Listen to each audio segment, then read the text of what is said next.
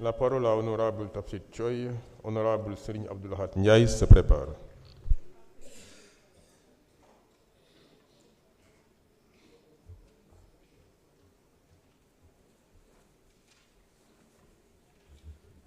Alors, je vous remercie, Monsieur le Président. Monsieur le Président, Monsieur le Ministre, Madame la Secrétaire d'État, Mesdames, Messieurs les collaborateurs des ministres, très chers collègues. Monsieur le Ministre, maa ngi lay doog a gis depuis bi ñu la falee ba léegi donc ma lay ñaanal nga am ndam ci li ñu la dénk parce que secteur bu am solo la parce que ndox moom mooy àdduna te dafa ñor suñu borom boo xoolee alxuraan li ci ndox ñëw saa yu ne rek mu ngi ni maa wàccee ndox te moom mooy borom bu ko neexoon tey mu xorom ko loolu li mu ci wax dafa bari donc ndox dafa nekk loo xamante ni lu am solo la mais ñun Sénégal dama jàpp ne xamuñu sax la mooy ndox parce que ñun actuellement nii Sénégal yëpp mën nañu ko constater surtout ñi dëkk Dakar ndox bi ñu ngi koy jël di ko naan mais ku naan ndox bi léegi da nga ñàkk pexe ñiy jënd ndox léegi xaw ma nu mu toll léegi dañuy ndox bu ñu purifier dañuy dem jënd donc mu gréver seen pouvoir d'achat et jàpp naa ne su ñuy wax qualité ndox eau potable dafa war a nekk ndox boo xam ne nit ñi mën nañu ko naan mën nañu ko sangoo mën nañu ci def lu ñu bëgg alors bu fekkee ndox bi ne dañ ko am te mënuñu ko naan di dem di jëndiwaat ndox pour naan tey je pense ménage yu Dakar ñëpp pratiquement dañuy jënd ndox alors loolu pour man c'est un problème alors dans le monde rural aussi je pense wax nañu ko fi sànq nit ñi amuñu ndox bi matul et surtout am na ku ma yóbbante sànq ci kay dans le Nibi mais ndox bi dégg naa dafa am xet ba pare am calcaire alors donc te loolu du foofu rek dafa bari ci Sénégal alors suñu mënee am ndox bu am qualité jàpp naa ni jar na ñu def ci xaalis parce que ndox quand même source de vie la alors beneen bi ci topp mooy ci wàllu assainissement mooy surtout ci ndox bi aussi par rapport ak Sen'Eau monsieur le ministre Sen'Eau seen facture yi cher nañu seen personnel bi seen liggéey defuñu ko normalement facture yi bu ñëwee échéance bi yàggul te bu ñu ñëwee boo fàttee premier jour le lendemain ñu ñëw jël sa compteur ça c'est inadmissible amul sax avertissement ba pare fay loolu la taxe kon pour man loolu lu ñu war a jug la lu ñu war a wax la et war nga fa yóbbu inspection mu xam lan moo xew foofu parce que pour man ça fait pas sérieux ci wàllu assainissement man jàpp naa ne dëkk bu mel ni Mbour monsieur le ministre war ngeen xool nan ngeen di def pour renforcer son réseau d'assainissement parce que ville la boo nga xamante ni ville centrale la tourisme bi Petite Côte mooy capitale bi te jàpp naa ne waruñu ko seetaane noonu Mbour dañ ko seetaan man li ma jàpp man Tafsir depuis nag yàgg na de suñu régime ak régime bi ci topp ak bii ba léegi pour man dañu seetaan Mbour donc su ngeen mënee jël ngeen xool réseau d'assainissement au Mbour ngeen renforcer ko moderniser ko dina permettre dëkk bi mën a am au moins attractif par rapport à s'il vous plaît là s'il vous plaît du calme s'il vous plaît madame s'il vous plaît permettez qu'on continue le travail s'il vous plaît merci beaucoup s'il vous plaît madame ouais, d'accord mais s'il vous plaît ouais, je vous en prie on se calme madame s'il vous plaît oui on a compris s'il vous plaît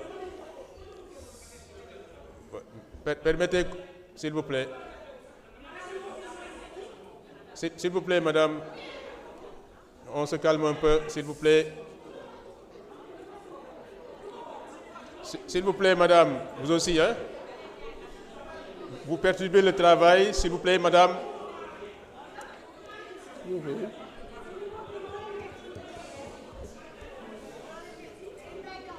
permettez qu'on continue s'il vous plaît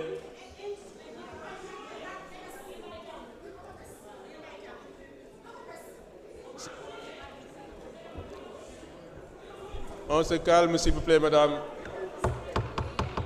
s'il vous plaît Pas de job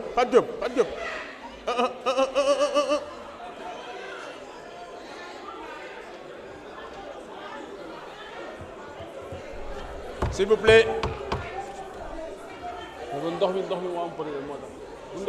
on va suspendre s'il vous plaît pour quelques 10 minutes s'il vous plaît le temps de régler cette question-là. Suspension 5 minutes s'il vous plaît.